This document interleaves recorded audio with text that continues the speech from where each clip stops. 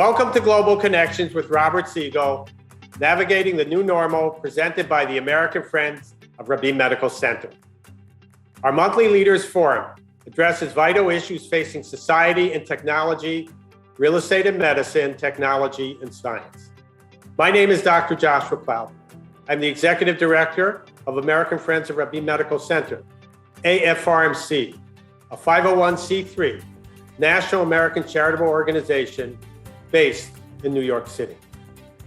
We at AFRMC represent Israel's premier hospital, Rabin Medical Center in Petah Tikva in Greater Tel Aviv, the leading institution named in honor of Prime Minister Yitzhak Rabin. The hospital is a motto of coexistence, as it serves 1 million patients annually from all ethnic and religious backgrounds with the same compassionate care. Please support our mission in this free public affairs program with a donation of any amount. Visit us, American Friends of Rabin Medical Center, online and donate at AFRMC.org. Join us on social media, on Twitter, Instagram, LinkedIn, YouTube, and Facebook.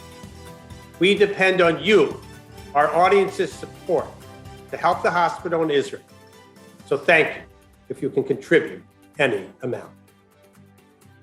Our host and moderator for Global Connections is Robert Siegel, former host of All Things Considered on National Public Radio for 31 years. Over the course of an hour each month, Global Connections features guests who Robert Siegel interviews as they explore important issues in our world. At this critical moment in time, we ask that you consider a donation to Israel's Rabin Medical Center, as it treats wartime casualties and is in desperate need of your help. Thank you. Today's Global Connections topic is growing up with social media.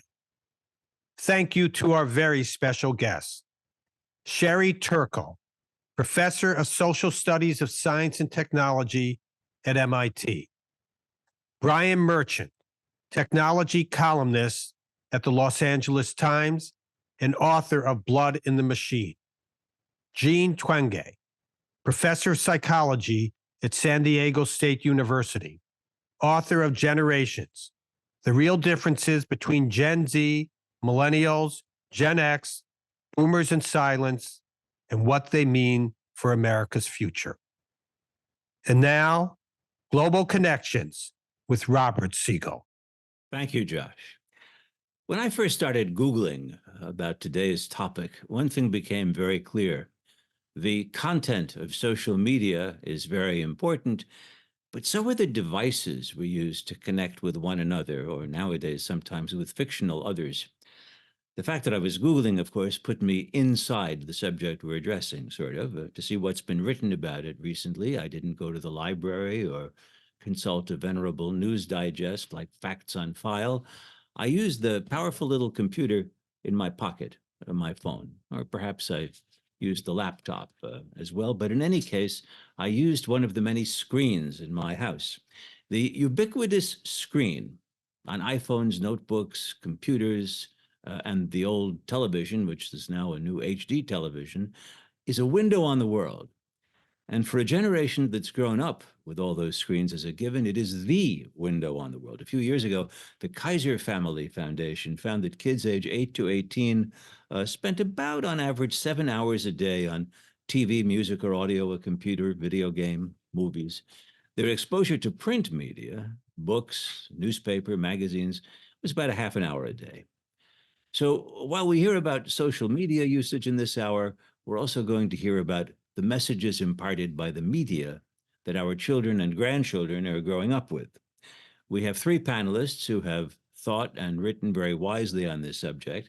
I have some questions for them. If you do too, you can submit them using the Q&A button at the bottom of the screen. We may get to your question in the second half hour of our panel discussion, the discussion period. Our first panelist is Brian Merchant, who is technology columnist for the Los Angeles Times. He has written books about technology, past and present. His book, The One Device, The Secret History of the iPhone, explores the origins of that device, which turn out to be a lot more complex than a sudden Steve Jobs brainwave. Brian Merchant also wrote about the rebellion against technology by the original Luddites during Britain's Industrial Revolution in his book, Blood in the Machine. Brian Merchant, thanks so much for joining us today. Thanks for having me. Cheers. And let's start off with the big picture here. Screens connecting us to images, sounds, and language, or relationships between young people and those devices, the social life of social media. If you were to try to describe in short, what's different for young people growing up now in this media environment from what their parents or grandparents knew, what would you say? How would you describe that environment? Yeah, I think one way that you can think about it is sort of as an exponential acceleration of the amount or the volume of media that children and kids are now growing up around. I'm old enough to remember when the concern was over television, right? We were being bombarded by television. Kids were watching too much TV. They were spending up to 6 to 8 hours a day in front of the TV. The difference now is that screen time has not only decreased, but it has increased, as we know, but it has also become much more sort of tactile and involving, and it demands more attention, and it splinters our attention greater. We're bombarded by more kinds of media.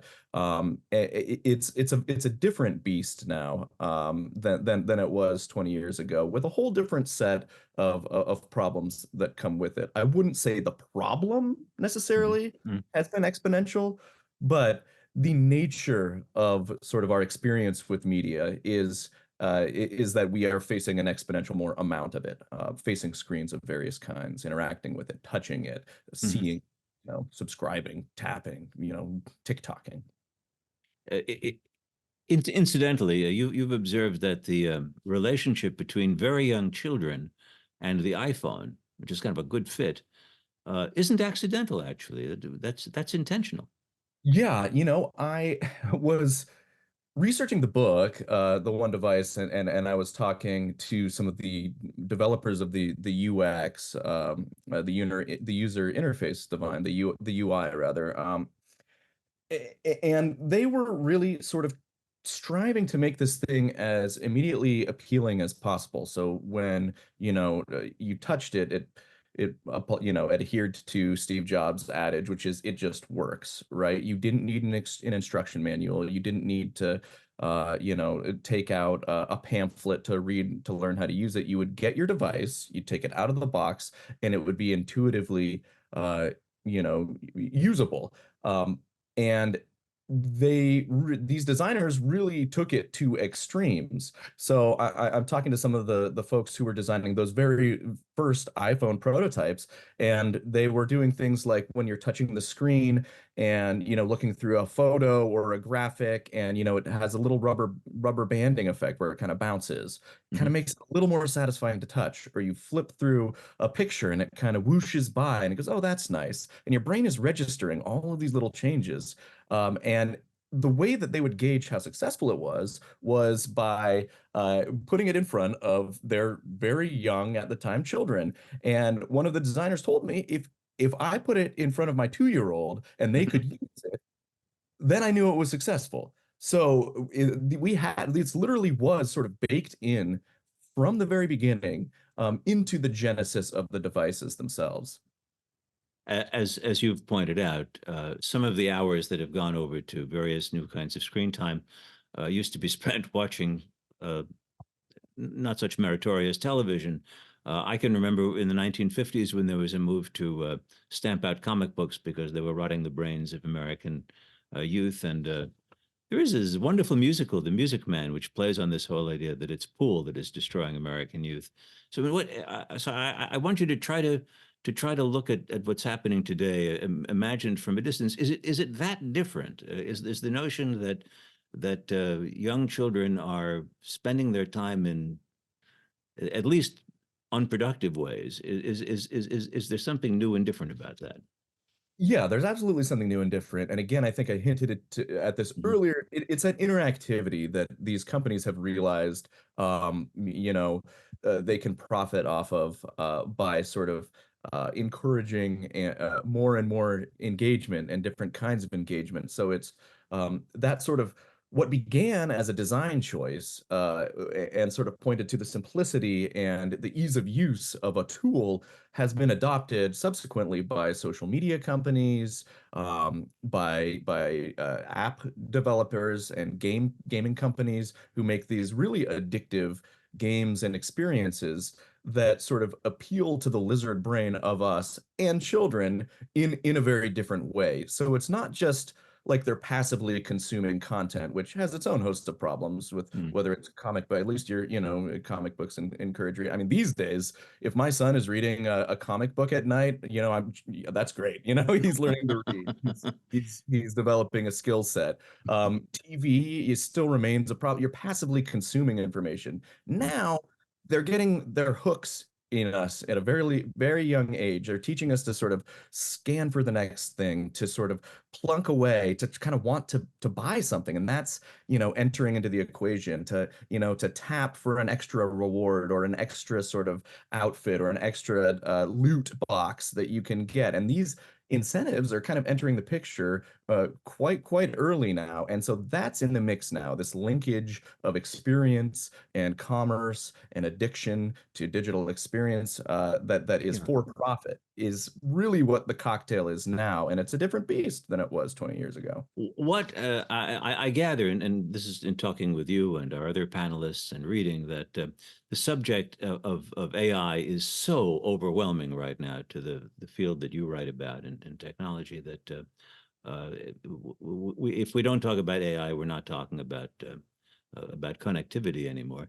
How much has that changed things? I think we're just beginning to see the initial stages of how this is going to change things. I think AI stands to exacerbate some of these tendencies. We've already seen some of the apps that are popular with kids, like Snapchat and Facebook, introduce AI chatbots and tools and things that are sort of designed for young people and all people, but young people are especially susceptible to them to use. So if social media is already addicting, already encouraging us to scroll through and to click and try to get that little dopamine hit when we interact with stuff, and AI is going to be sort of built expressly to do that. There's not even going to be a human on the other end in some of these experiences where kids will be, and this is not the future. I've talked to people who spend some time chatting with an AI on Snapchat, and sort of that can be its own sort of addicting or interesting. And that's not to categorically say it's bad, but it is a potential new source of screen addiction. And there's a lot of things that are that we need to watch very carefully about this developing trend. Well, Brian Merchant, thank you, and stay with us because in another 15 minutes or 20 minutes, we'll have our discussion period. That's Brian Merchant of the Los Angeles Times. Our next panelist is Dr. Jean Twenge. She is a research psychologist, a professor at San Diego State University. And she's very concerned about what all of those hours of screen time are doing to today's children. She's the author of the book Generations, The Real Differences Between Gen Z, Millennials, Gen X, Boomers, and Silence, and What They Mean for America's Future. Dr. Twenge, thank you very much for joining us today. Thanks for having me. Let's start with some, what you've written about negative consequences of teenagers hitting the internet at bedtime, hardly a rarity. You say there's some real physical and psychological damage being done there. Yeah, I mean, this is one of the biggest concerns, that right around the time that smartphones became very common and social media became ubiquitous, we started to see a big increase in the number of teens who were not getting enough sleep. And there's tons of studies on this. Sure enough, pretty much any way you look at it, whether it's correlational, say people who spend a lot more time online are getting less sleep. And then there's all the sleep lab studies that just having that phone in the bedroom overnight, even if it's on do not disturb, people do not sleep as long or as well as those who get that phone out of the bedroom. So when I give talks on this research and even just on generational differences. This is the question people always have. Well, what do we do? What is the Mhm. biggest thing that we can do to help manage technology? And that's always what I say, get your phone out of your bedroom overnight. Then they say, but I have to have my phone in my bedroom overnight because it's my alarm clock. And well, buy an alarm clock. Go low tech with something. Yes, for people who are watching and who are aware of a child who seems to be connected nonstop to the phone, and the phone is with him or her in the bedroom at night. How much sleep should that child, say a 15-year-old child, be getting, and how much is the phone or the device, the screen device, it might be a game console, how much is it taking away? Well, 15-year-olds need about 9 hours of sleep a night. So the range is 8 to 10. That means they need more sleep than full-grown adults do, not less. So kind of contrary to popular belief. And in the national survey data that I work with, about half of teens are sleeping 7 or fewer hours a night. So that's half, with a pretty significant amount of sleep deprivation. And there's always been, sleep deprivation among teens, but it's now considerably higher than it was before we had these devices in our hands. And when you study, or when others for that matter study, what the impact of a great deal of involvement in screens and social media is, are they overwhelmingly negative, and are they different for girls than they are for boys? Well, I mean, we do know that the more time a teen spends using social media, the more likely it is that they will be depressed. So in one of the big data sets, for example, those who were using social media heavily were 2 to 3 times as likely to fit a clinical cutoff for depression than those who didn't use social media or used it only lightly. And that link is stronger for girls than for boys. So in that study, for example, for the girls, it was 3 times as many who were depressed at the high levels. And for boys, it was, quote, only twice as many. And there's another factor too. In some similar data, that link between depression and unhappiness and social media use is stronger among the youngest teens. So this is why I and many other experts are starting to advocate for the minimum age for social media to be raised to 16. It's now 13, and it's also not verified. You just check a box or lie about your Yeah. birthday. So that's another step, is age verification. Yes, age verification is an idea that comes up when we talk about the problem of children and the net. Is it once we go beyond just self-reporting, clicking a box saying, "Yeah, I'm an adult, I'm over 18," are there actually ways of checking that a 13-year-old child is 13 years old, and that's not his mother who's signing in right now? Well, there are so many third-party vendors that can verify age. They have their own trade association now. So I'm not the person to tell you the technical aspects of how that can be done, but clearly it can be done. And as to whether, the parent is signing in, well, at the moment, you don't need parental permission at all to open a Mhm. social media account. So even if it was mom signing in, that would still be an improvement.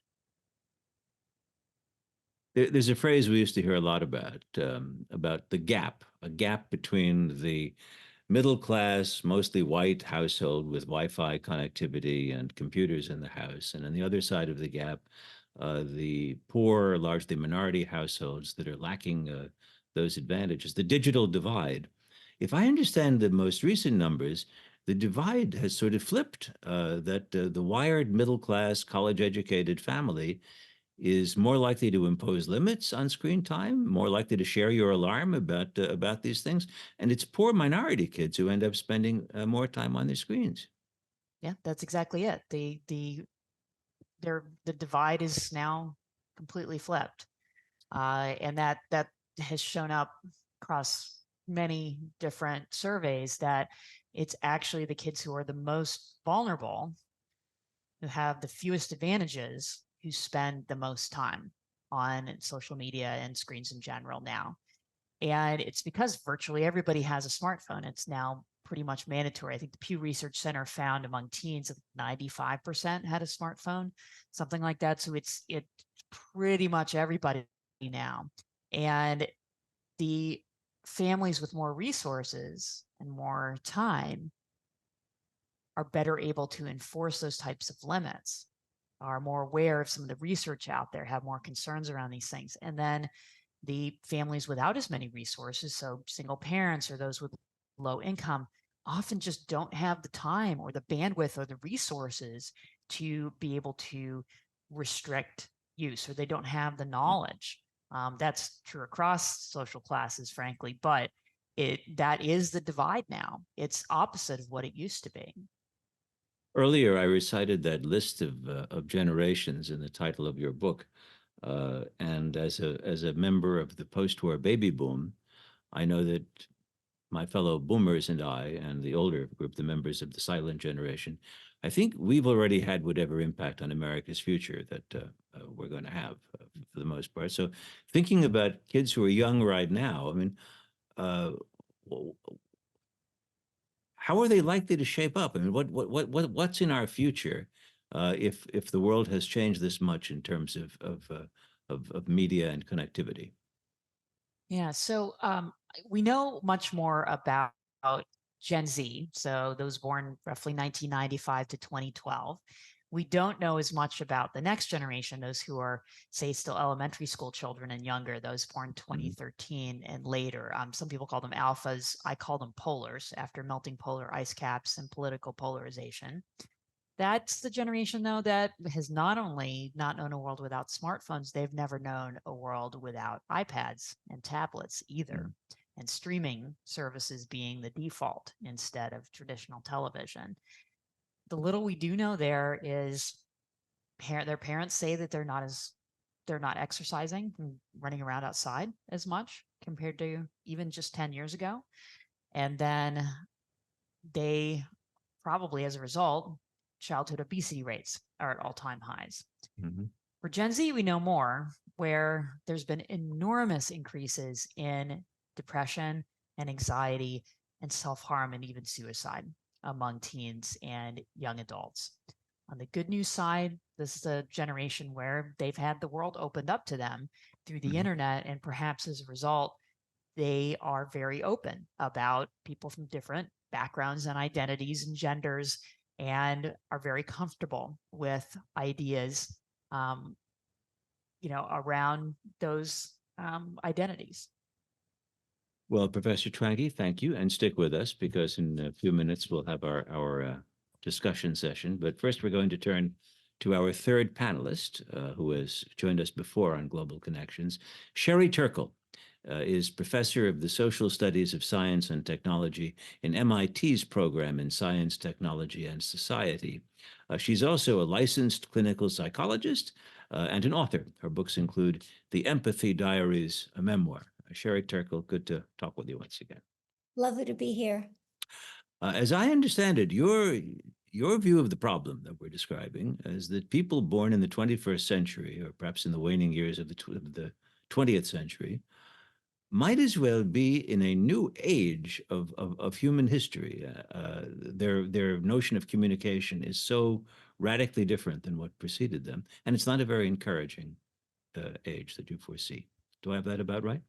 Well, that's the dark side, but I would say that how I would put it is that there's been an assault on values of human communication and human understanding that social media was part of, that has made that has really challenged what we used to think of as great virtues about human communication. So I think, for example, in my own work, in my own research, of an assault on empathy and what empathy means, and whether, because the idea that first we talk to each other through machines, and now, as Brian said, we now talk directly to programs as though they were people, and will accept a kind of pretend empathy as empathy itself, as good enough to be empathy.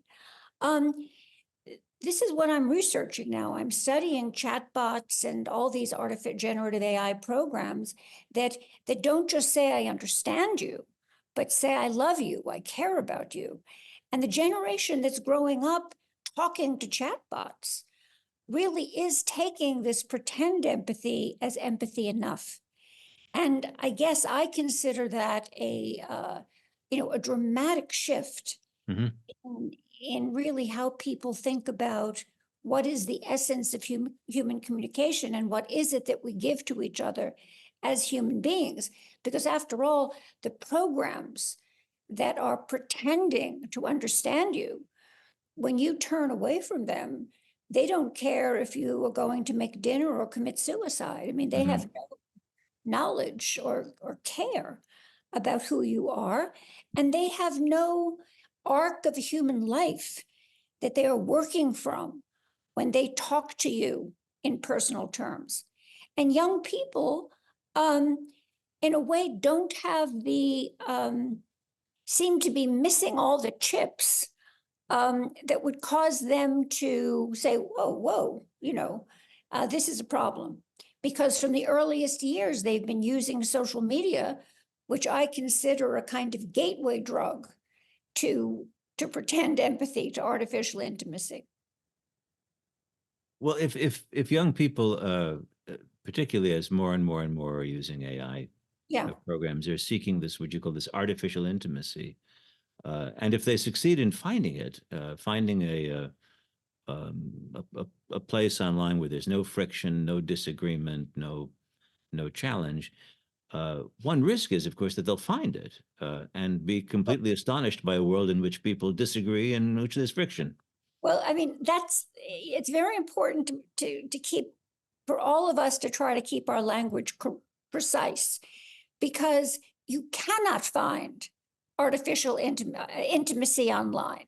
What you're finding is something else in which you will always be validated, in which there will not be friction, in which you will always be yes and yes. I mean, what social media made promises that you will always be heard.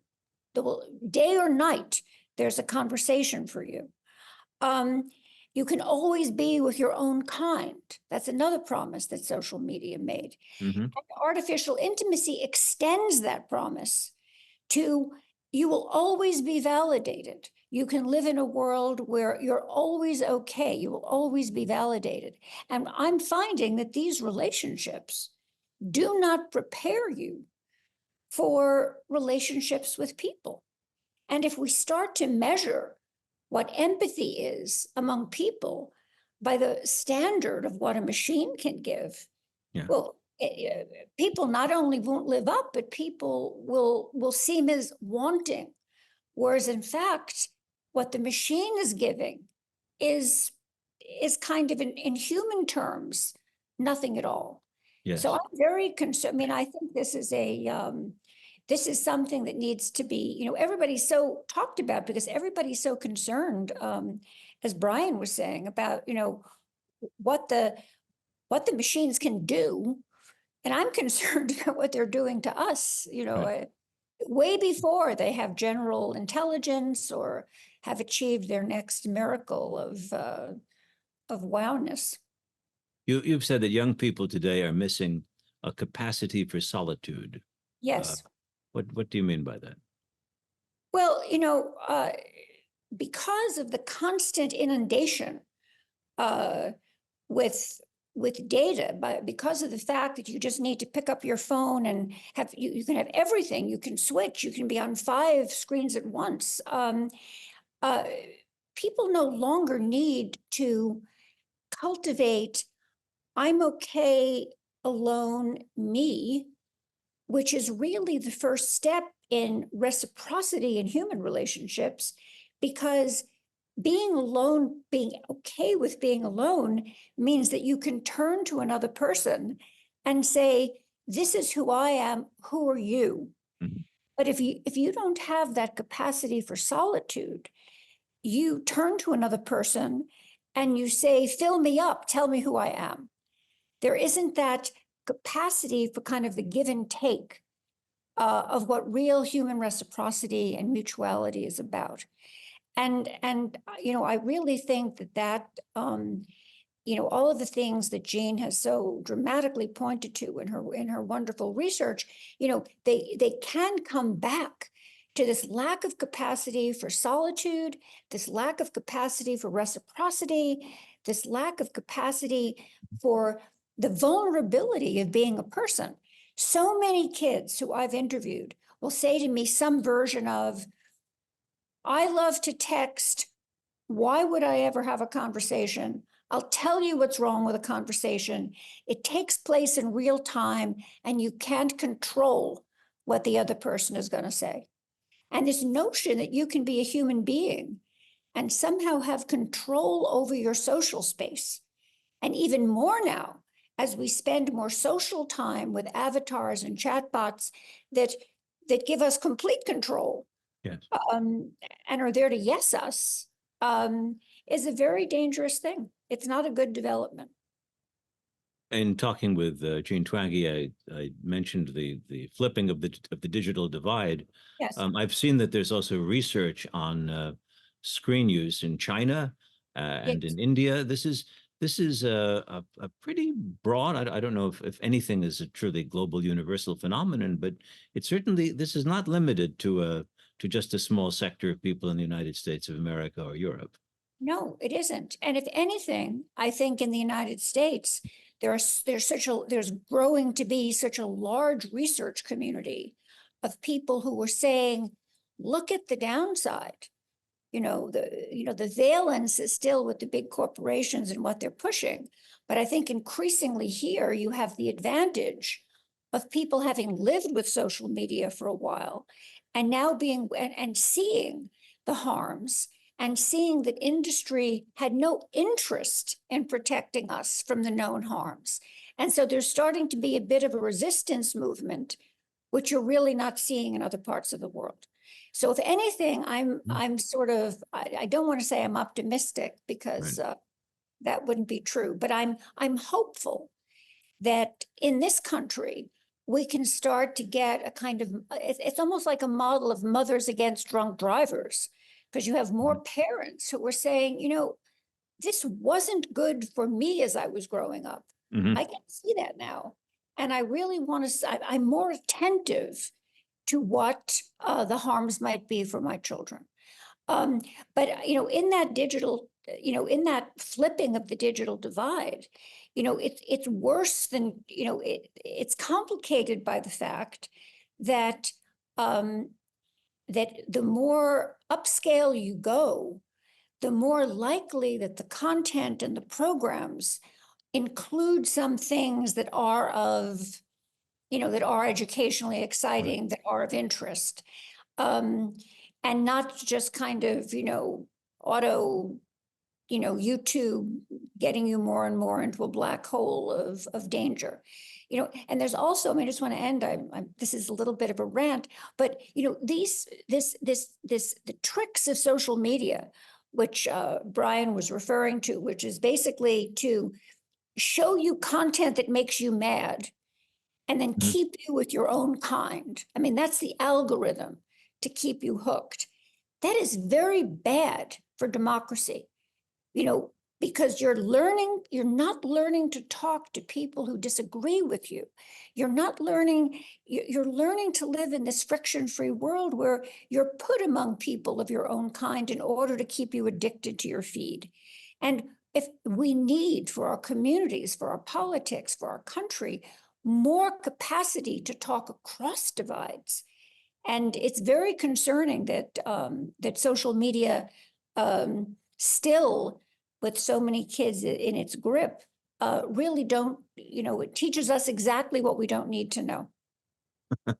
Well, Sherry Turkle, thank you very much. Stay with us because I'm going to invite back Jean Twenge and Brian Merchant, all three of our panelists. And first, I'd like to hear what you've heard from your fellow panelists, what you make of it. I'm going to start with Jean Twenge because you talked about the openness that a lot of kids come away from their social media exposure, and it's a different emphasis from what Sherry Turkle was just saying. Yeah, I mean, there's certainly some, arguably, some upsides, but I think that social media is not set up to really emphasize those upsides or encourage those upsides or get them to happen, because those algorithms are designed to keep people on for as long as possible and coming back as often as possible to maximize what they call engagement. It's a little euphemism for teenagers spending, 5 or more hours a day on social media, which according to Gallup, by the way, they do. On average, the average teen spends 5 hours a day on social media if you include YouTube and TikTok. And that's And just probably social media. spends other time through school on an iPad as well, and in some way. Right. Yeah. So the devices in school, that is a whole other can of worms. Not to mention that many schools allow children and teens to bring their smartphones to school and to use them during the school day, even during class. So individual teachers have to police this, and then they're used at lunch. So lunchrooms at schools that allow phones are eerily quiet because the kids are on their phones instead of talking to each other.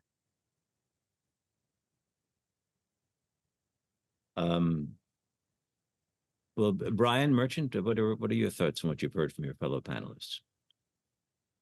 Yeah, I mean, you're not going to get a lot of disagreement from me. I do think that, the interesting question for us now is what to do about all this. And I've got 2 young sons. They're not quite in the danger zone yet. There's 5 and 7, so it's I know, yeah, I guess there's some of their friends that have phones already, but not many. It's not really, he's not asking to get a phone or anything.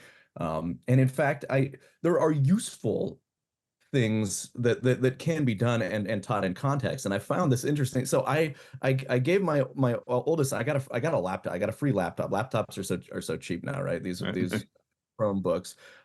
And it's set with the parental controls on it. And what does he like to do right now before he's been inculcated into sort of the social media ecosystem and into all this stuff? He likes to write emails to his grandma. That's great. He's learning how to spell. He's typing out. He likes to use the Paint program, and he creates what he calls masterpieces on them. So these are both very creative and productive sort of uses of this technology. It's been, as a tech columnist and as a tech writer, seeing sort of the uses of tech, and he will go on the internet kind of, when I'm around, and he's looking up sea creatures or whatever, and it's all this useful stuff. So we're seeing kind of a inculcation into the socially mediated world, into which all of these companies and tech giants and startups are so eager to sort of convert his technical proclivities into tiny profit streams.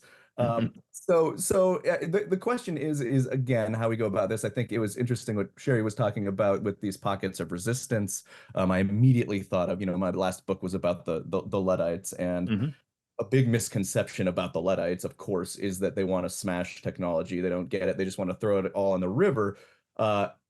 That said, what they really did want to do is find smart ways to use it, smart ways to think about it, ways that didn't exploit, their countrymen, ways that wouldn't get their jobs lost. It was ultimately about sort of finding ways to democratically use technology in a community. They wanted to get rid of machinery that was hurtful to commonality, quote. And in that vein, there's this Luddite club. That's what I was thinking of when Sherry was talking. The New York Times did a story about them, and they're using sort of the popular sort of mischaracterized vernacular to talk about, they shun their phones.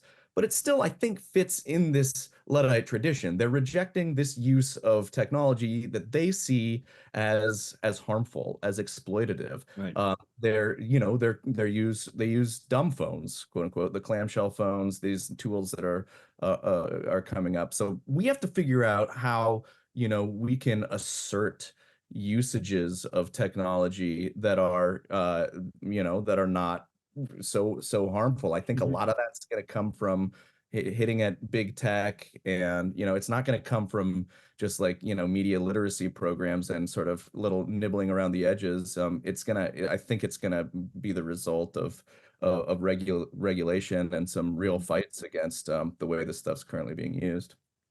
I have a question for really for all of you, but I want to start by putting it to Sherry Turkle first, which is an event that it has coincided with some of this was the COVID pandemic, which imposed isolation on a young generation growing up, withdrew them from normal childhood society. School suddenly was something that you attended through an iPad, not by actually being with other students. And I wondered when I thought about that, is it possible that we have a generation of kids coming up who were really impacted tremendously by that and are growing up rather differently as a result, but that younger groups coming up may revert to, we're social creatures after all, and they may be less isolated or less in search of or satisfied with an artificial intimacy, that what we're living through is still the wave of COVID passing through us and that experience. Well, I think that's such a good question, but it has two parts. Mm-hmm. It has what did COVID do to all of us? Mm-hmm. That has not just teenagers, but everybody, that has led to, I would say, an acceleration and a deepening to crisis levels of an epidemic of loneliness. And this is something that the Surgeon General has commented on. This is something that, as you do research in the field, you see, you think you're going to be interviewing about social media, and people just start telling you about how desperately lonely they are and how it's better to talk to a chatbot than to nobody.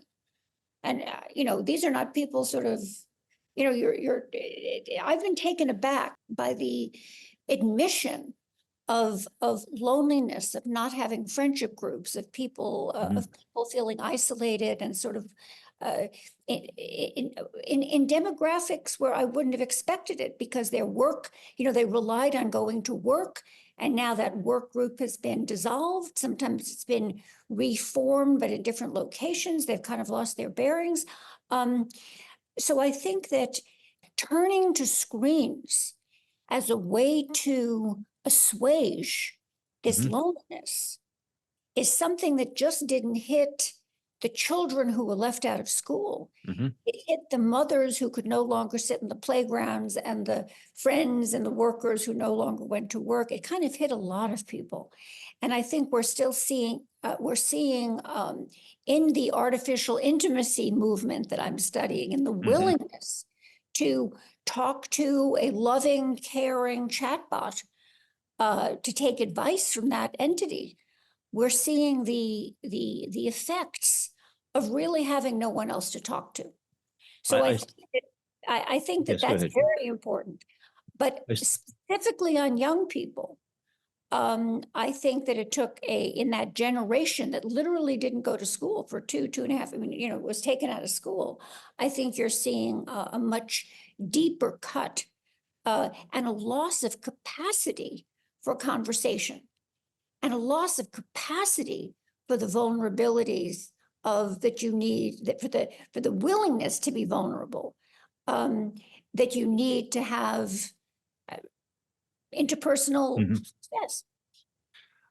Thank you, Sherry. I still want to hear from our other panelists about that period of isolation that we all lived through. But to add to the question, I wanted to mention what Shira Goldman submitted in the Q&A button. Young parents have themselves grown up online and are on social media at this point. Has research been done on distracted parenting, meaning parents who are heavily engaging with their phones when caring for their infants and toddlers? Well, my research shows that children go to their parents and say, "Get off your phone. I want your attention." I'll defer to my other. My favorite line is, "Stop Googling. I want to talk to you." Jean Twenge. Yeah, I've heard the same. I've heard from pediatricians that 4 and 5-year-olds will all independently come up with the idea of calling the smartphone the dumb phone because they hate it, and they hate it because their parents are so distracted by it. About the pandemic, I think we have to kind of put that in context of the changes that came before that. That teens were in dress rehearsal before the pandemic, before it even happened, because they were already spending so much time online, so much time on social media, and they also started to spend less time with each other face to face. So we saw those declines starting around 2000 with the internet showing up, but they didn't really become huge or meaningful until about 2011, 2012, in the age of the smartphone and ubiquitous social media, and then they just plummeted. Teens hanging out with each other, driving around in cars, going to malls, just any kind of social interaction that was face to face just accelerated downward. And that was well before the pandemic. So those changes started about 8 years before. And perhaps as a result, teen depression doubling, that happened before the pandemic. Between 2011 and 2019, it had already doubled. And then it continued going up during the pandemic, but at about the same pace that it had before. So when people say, oh, this adolescent mental health crisis must have been because of the pandemic, it really doesn't look like that's the case. I mean, it certainly didn't help, but that was not the original cause. And it maybe made it a little bit worse, but it seems like that lack of being with each other in person and that social interaction moving online had a lot more to do with it. And Brian, any thoughts on COVID and the subject we're talking about?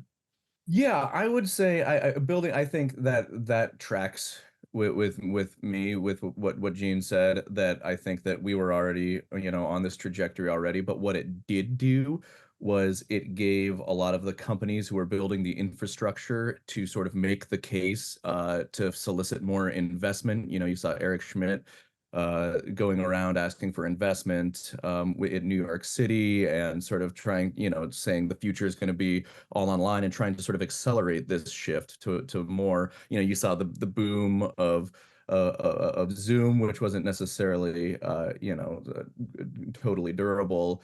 But you saw a lot of these infrastructures, a lot of these the architecture around these new online experiences, new-ish of the last 10, 15 years, sort of make the case that they're integral and sort of entrenching their contracts with we're talking about schools, we're talking about governments, with some of those institutions and with some of those bodies, the commercial social media companies that is just actively seeking users. I think that was already on track to sort of capture youth attention no matter what. But, again, as a parent, I have a front row seat to, all of these new platforms and tech companies that have sort of, wedged their way into the experience, into the public experience. And part of that is the tablet, part of that's the software that comes loaded on all these those tablets and devices. So I do think that it helped entrench kind of behind the scenes from a corporate standpoint, some of these systems, and it will make them harder to extricate should we even decide to do that as a democratic society. So I do think that it did kind of have that effect behind the scenes, but yeah, I agree with Gene. The parasocial sort of implications were already there. This is a question for Gene Twenge from viewer RG. Gene Twenge spoke in a past discussion, said in a past discussion that narcissists thrive online. Can she speak about the danger of that? Yeah, so that's research from a decade or two now, but it is true. Many studies found that people who score high in narcissistic traits have more friends, followers, and connections online. So, the average person that you come across on social media is probably higher in narcissism than the average person you might meet, in person in day-to-day life. With that said, though, if you look at the trajectory over time of narcissistic traits, it went up between the 80s and about 2008 and has since gone down. At least by their own report, college students are actually higher in empathy now than they were in 2008. That's a study that just came out a couple of weeks ago. So given those findings, I am a lot more concerned about the rise in depression and self-harm and suicide than I am about narcissism. I was very concerned about narcissism when it was peaking and when empathy was at all-time lows. But at that time, we also didn't have the depression and anxiety. So the kind of most concerning issues have switched over the past 10 to 15 years. And I wanted to return to the question of the big businesses that are operating social media companies. When two or more 12-year-olds are exchanging the kind of funny videos that amuse 12-year-olds, and it's late at night, and they shouldn't be doing this, and it's going to give them a bad night's sleep. Who's making money off of that? Is it straight away advertising, Brian, that's aimed at 12-year-olds? Is it just the ultimate in product placement, where everything that you see is in some way we're urging kids to want to own that? Is it instilling brand loyalty, so the 12-year-old will be doing this for the next 30 years of his life? What is the model at work here? Well, I think, that's the intent.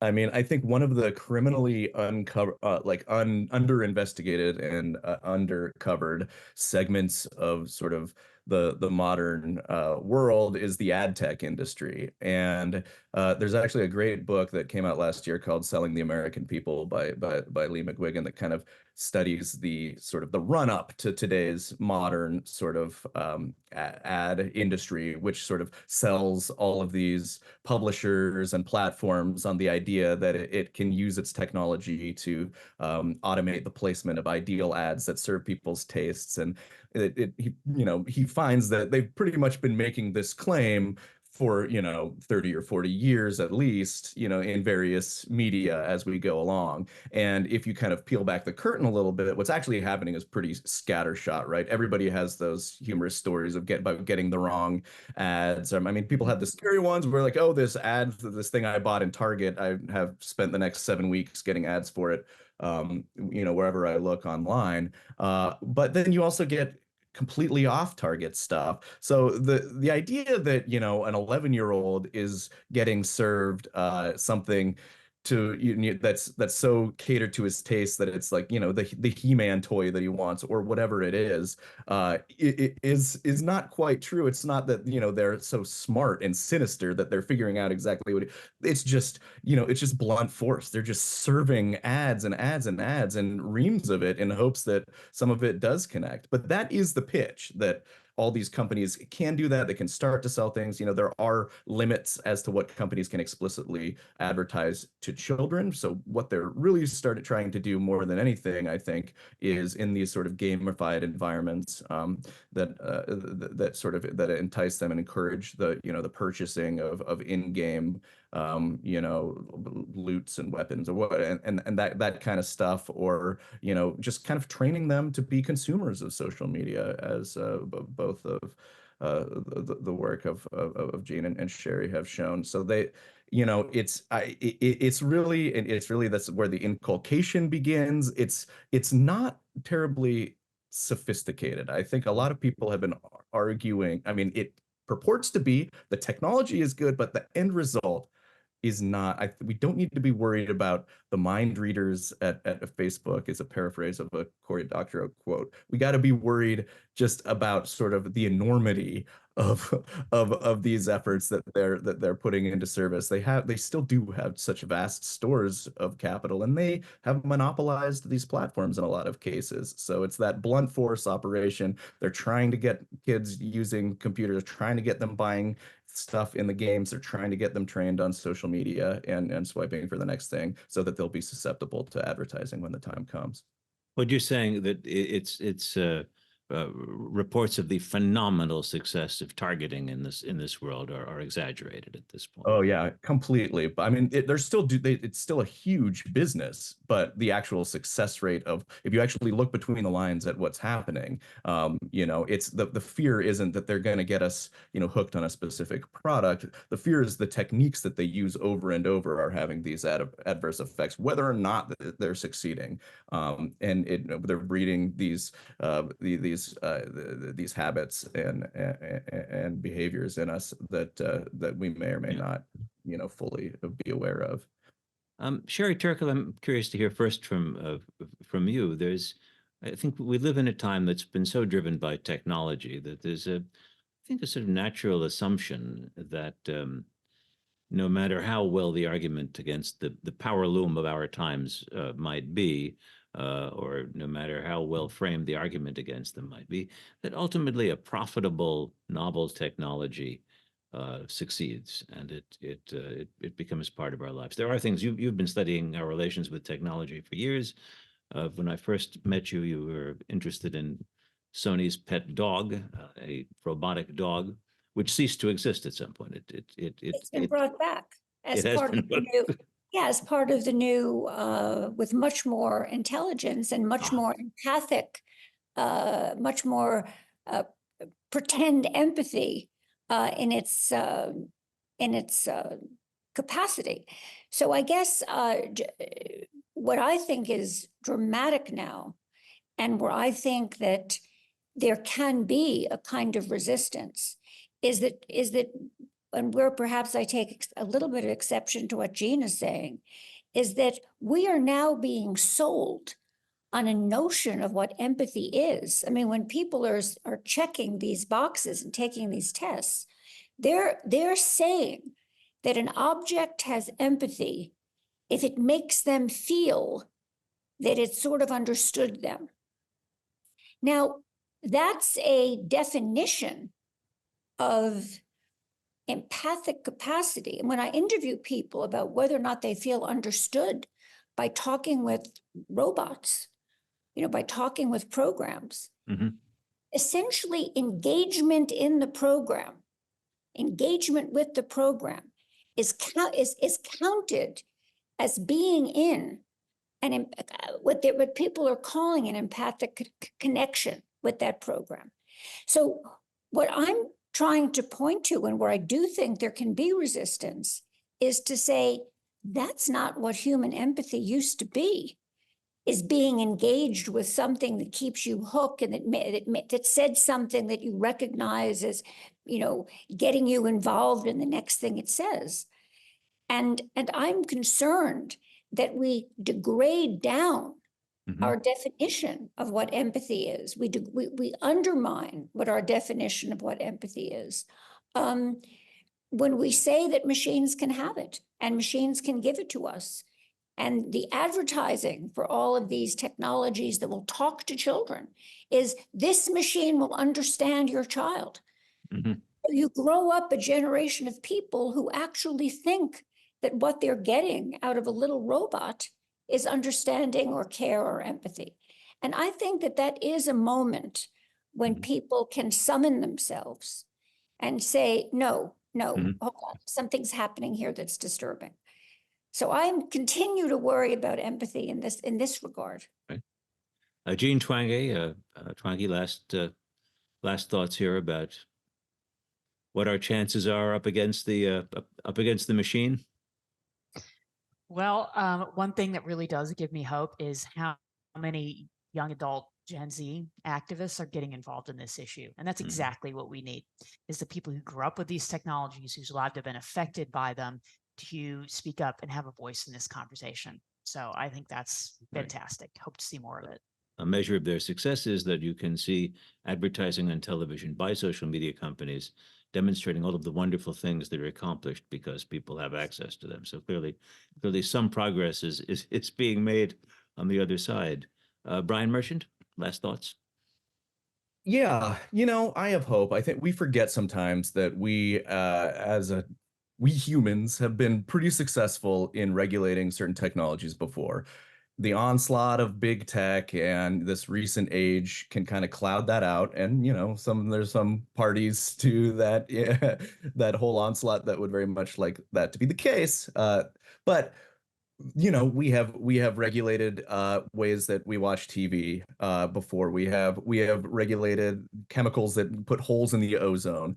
I believe that we can find this balance, because we also don't want to forget that social media and a lot of these digital tools can do a lot of great things. It probably gets overhyped how we talk about, the uprisings in the Arab Spring and all that. But it's true. It can be a really useful tool for organizing, citizen journalism. Look at sort of the window it's provided to the atrocities in Gaza. A lot of people wouldn't have seen any of this stuff or had these tools for organizing or communicating with the powerful without a lot of this technology. So the real challenge is going to be to balance all of this stuff and really sort of go into a new frontier where we can renegotiate the social norms. And I'm optimistic. I'm an optimist. I'm a Luddite. I think we can do it. Well, thanks to all three of you, Brian Merchant, Sherry Turkle, Jean Twenge, and many thanks as well to Joshua Plout, Ronnie Giuliano, and Ryan Sutton from American Friends of Rabin Medical Center, which produces Global Connections, and to our technical director, Bobby Grandone. At this time, when Israel and Hamas are at war, by the way, we'd like you to please consider making a donation to AFRMC's Emergency Medical Relief Fund. It's to help the hospital in Israel as it treats countless wartime casualties. You can donate online at www.afrmc.org. Join us next month for How to Be a Better Person with David Brooks and other guests. I'm Robert Siegel, and this has been Global Connections, Navigating the New Normal. See you next month. Stay healthy and stay safe.